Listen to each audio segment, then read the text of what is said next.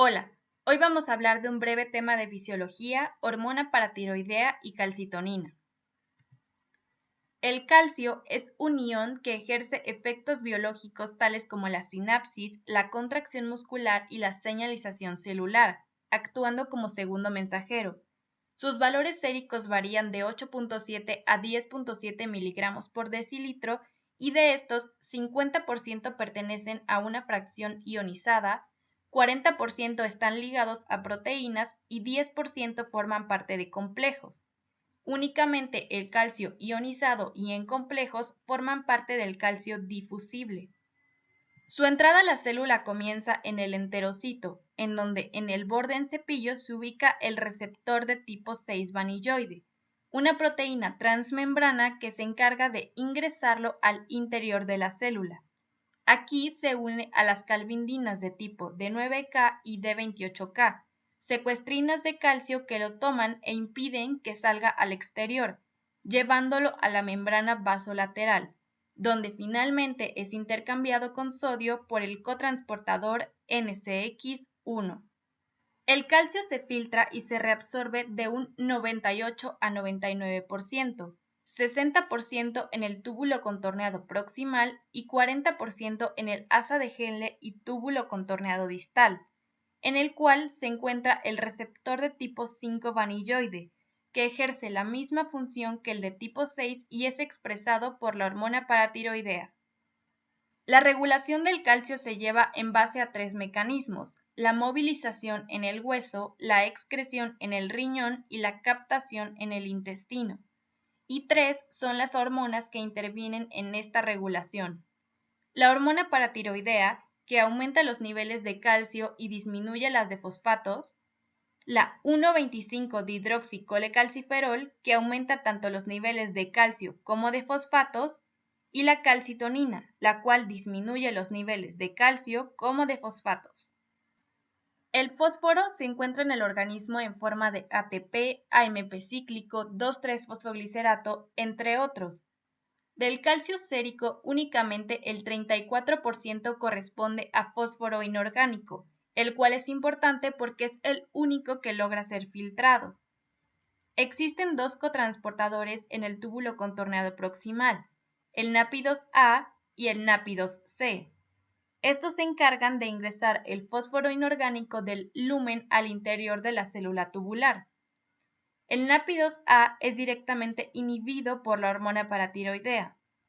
Sin embargo, se desconoce cuál es el mecanismo por el cual el fósforo pasa de la célula al torrente sanguíneo.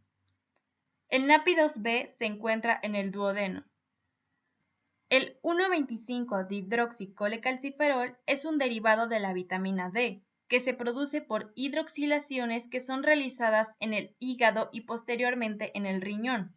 Su valor sérico corresponde a 0.3 nanogramos por mililitro y es una hormona hipercalcemiante por medio de varios mecanismos: inducción de calvindinas D9K y D28K en el enterocito, expresión de NAPI2B en el duodeno, aumento del número de calcio ATPasas y receptor vanilloide 6 en el enterocito, expresión de receptor vanilloide 5 en el túbulo contorneado proximal y actividad sintética de osteoblastos. La calcitonina es un polipéptido de 32 aminoácidos con un peso molecular de 3.500, producido por las células parafoliculares claras o células C de la glándula paratiroides. Esta es una hormona antagonista de la hormona paratiroidea, es decir, es hipocalcemiante, ya que en el hueso inhibe la resorción ósea, con lo que disminuyen los niveles de calcio, y en el riñón disminuye la reabsorción e inhibe las hidroxilaciones del calcitriol. Las glándulas paratiroideas fueron descubiertas por Ivar Sandström en 1877, cuando éste era estudiante de medicina. Son 4 y se ubican en la cara posterior y medial de los lóbulos tiroideos. La superior es más voluminosa que la inferior. Poseen forma de lenteja o disco y miden 3 por 6 por 2 milímetros cada una, con un peso de 20 a 40 gramos. Están irrigadas por las arterias tiroideas superior e inferior. En su histología encontramos células parenquimatosas que se dividen en dos tipos celulares. Las células principales, las cuales sintetizan y secretan a la hormona paratiroidea, y las células oxífilas, las cuales no tienen una función específica y se desarrollan en la pubertad. También encontramos que estas están ampliamente vascularizadas y también poseen adipocitos. La síntesis comienza en el núcleo, en donde se transcribe el gen que codifica a la hormona paratiroidea. Después, por el ARN mensajero, en los ribosomas es formada la pre-pro hormona paratiroidea. En el retículo endoplásmico rugoso se forma la prohormona paratiroidea y finalmente en el aparato de Golgi se formará la hormona paratiroidea. Esta es un polipéptido de 84 residuos de aminoácidos que posee un peso molecular de 9500, con una vida media de 10 minutos y una concentración sérica de 10 a 55 picogramos por mililitro. El elemento clave de la regulación es un receptor de calcio denominado CASR, que se ubica en la membrana de las células principales. Este está unido a una proteína G, por lo tanto su porción alfa induce toda una serie de mecanismos que activarán al inositol trifosfato, el cual se encarga de liberar el calcio de las vesículas intracelulares. La activación de este receptor se llevará a cabo en estado de hipercalcemia o aumento del calcio plasmático. Sin embargo, la hipocalcemia y la presencia de 1-alfa-hidroxilasa, que es la enzima que produce el 1,25-dihidroxicolecalciferol, causarán una inhibición del mismo. Existen al menos 3 receptores distintos para la hormona paratiroidea, y estos están acoplados a una proteína G, que se divide en 3 porciones, GS, GQ y GI. A través de la porción GS, estos activan a la adenilciclasa, la cual convierte el ATP en AMP cíclico. Sin embargo, el primer receptor también es capaz de activar a la porción GQ, con lo cual se activa la fosfolipasa C y finalmente es activada la fosfoquinasa C. Las funciones de la hormona paratiroidea son 3: fosfatúrica, hipercalcemiante y estimulante de osteoblastos y osteoclastos, y sus órganos blanco son el riñón, el intestino y el hueso. La función fosfatúrica o de disminución de reabsorción de fosfato se lleva a cabo cuando la hormona inhibe el NAPI2A que se encuentra en el túbulo contorneado proximal. Por lo tanto, el fosfato no puede ingresar a la célula y es eliminado. Por otro lado, la función de hipercalcemia o de aumento de reabsorción de calcio se lleva a cabo por dos mecanismos: la expresión de receptor vanilloide tipo 5 también en el túbulo contorneado, pero distal, y la síntesis de 1,25-dihidroxicolecalciferol, la cual posee el mismo mecanismo, aumento del calcio.